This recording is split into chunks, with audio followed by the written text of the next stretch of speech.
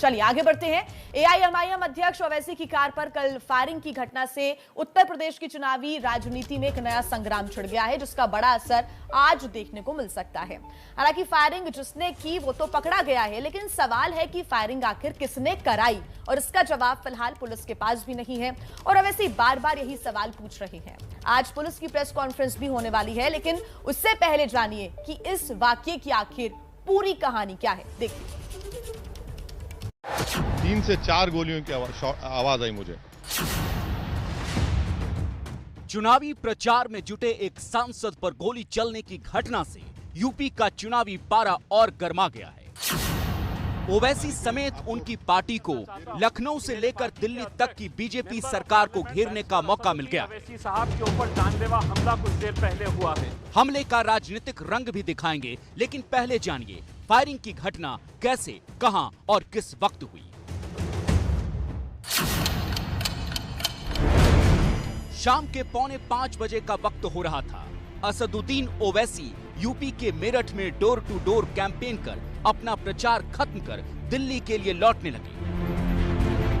ओवैसी का काफिला दिल्ली मेरठ एक्सप्रेसवे के रास्ते चल रहा था, जिसके जरिए दिल्ली की दूरी करीब 95 किलोमीटर है। करीब 45 मिनट बाद ओवैसी के काफिले पर फायरिंग हुई। जब करीब शाम के 5:30 बज रहे थे और ओवैसी का काफिला हापुड़ होते हुए एक्सप्रेसवे पर पिलखुआ टोल प्लाजे पर पहुंचा, जो छिजारसी गांव के करीब है। यानी दिल्ली से करीब 48 किलोमीटर दूर ओवैसी की कार पर फायरिंग हुई। फायरिंग की घटना का सीसीटीवी फुटेज भी सामने आ चुका है। गौर से देखिए, 2 हमलावर साफ साफ दिख रहे हैं। सबसे पहले लाल हुडी वाला जैकेट पहना एक हमलावर दिखता है। कुछ देर बाद सफेद शर्ट में दूसरा हमलावर दिखता है। सफेद शर्ट में दिख रहा शख्स फायर करता भी दिख रहा है। फायरिंग के बाद ओवैसी की गाड़ी बचते बचाते आगे बढ़ जाती है, लेकिन ओवैसी की गाड़ी पर गोलियों के निशान को साफ देखा जा सकता है। ओवैसी दिल्ली पहुंचते हैं, लेकिन तब तक फायरिंग करने वाले दोनों शख्स की पहचान कर ली जाती है। सफेद शर्ट में दिखे शख्स का नाम सचिन है, तो लाल रंग की जैकेट पहने हमलावर का नाम शुभम है। सचिन और शुभम दोनों को पुलिस ने गिरफ्तार भी कर लिया है। विस्तृत जांच के बाद ही इस संबंध में इस निष्कर्ष पर पहुंचा जाएगा कि यह घटना क्यों कारित की गई है और इसमें कौन कौन से व्यक्ति इन्वॉल्व है। पुलिस ने हमलावरों का एक गन भी बरामद कर लिया है। इसी 9mm की गन की गोली के निशान इस कार पर हैं, जिसे जांच के लिए बीती रात घटना स्थल पर दोबारा लाया गया।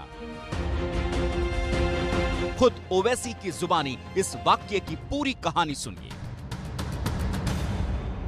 सडनली एक आवाज आई, एक शॉट, मैं चमक गया। मैं जब दूसरा शॉट आया तो हमारे साथी मेरे दोस्त यामीन गाड़ी, तो बोले हमला हो रहा है। तो हमने अपनी गाड़ी से, क्योंकि वो बैरिकेड आपको दे रही होती, स्लो होती गाड़ी, तो हमने अपनी गाड़ी से गाड़ी को पुश किया और फिर आगे बढ़े। ये गाड़ी आपके आगे थी, जिसको आपने ये हमारी गाड़ी से पुश किया, तो देखे उसको नुकसान हुआ। और फिर हम आगे बढ़े। आगे करीब वहाँ आगे एक फ्लाईओवर है, वहाँ गाड़ी रोकी हमारा, क्योंकि जो हमारी गाड़ी से मारा गया तो टायर पंक्चर हो गया हमारा राइट साइड का। तो हम फौरन उतरे और इस गाड़ी में बैठकर दिल्ली आ गए। मगर जब हमला हो रहा था, पीछे हमारे और 2 फॉर्च्यूनर थे। तो एक फॉर्च्यूनर जिसमें हमारे एक्स मेयर माजिद थे, उसके ड्राइवर ने उस शूटर पर गाड़ी चढ़ा दी। अच्छा, वो वहां पे था जिसने फायर? हाँ, जो रेड हुडी पहना हुआ था, उस पर शूटर पर गाड़ी चलाई, वो उसके पैर पर चढ़ा, गिरा। तो दूसरा जो व्हाइट जैकेट पहना था, वो और 2-3 राउंड फायर उन पर किया। इस सीसीटीवी से हमले की पूरी तस्वीर साफ हो जाती है। इससे पता चल जाता है कि ओवैसी की कार पर फायरिंग कितनी नजदीक से की गई है। ओवैसी के मुताबिक ये हमलावर पूरी रेकी कर चुके थे, तभी वो इस टोल प्लाजे पर पहले से मौजूद थे। मेरे ख्याल से हम वहां से किठौर से निकले करीब 4:45 को।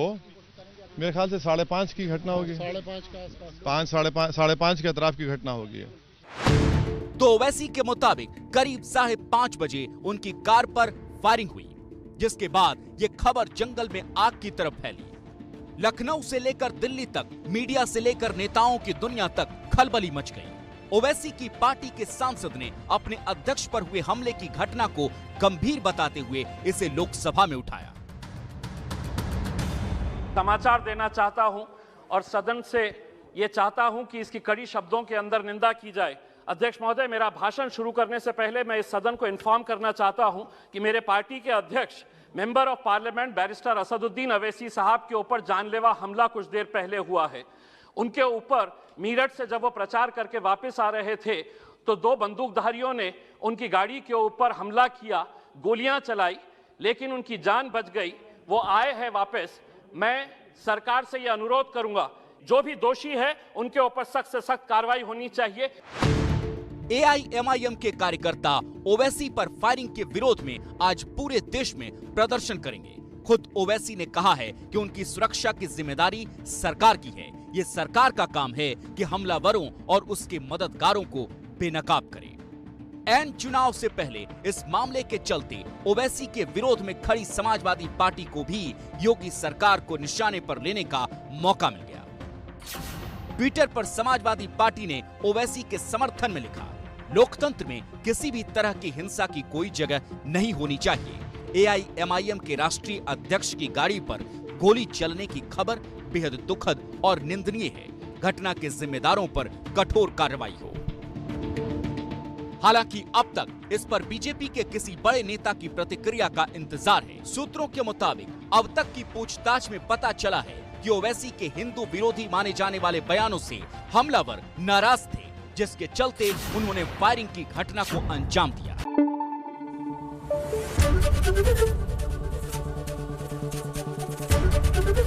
एबीपी न्यूज आपको रखे आगे।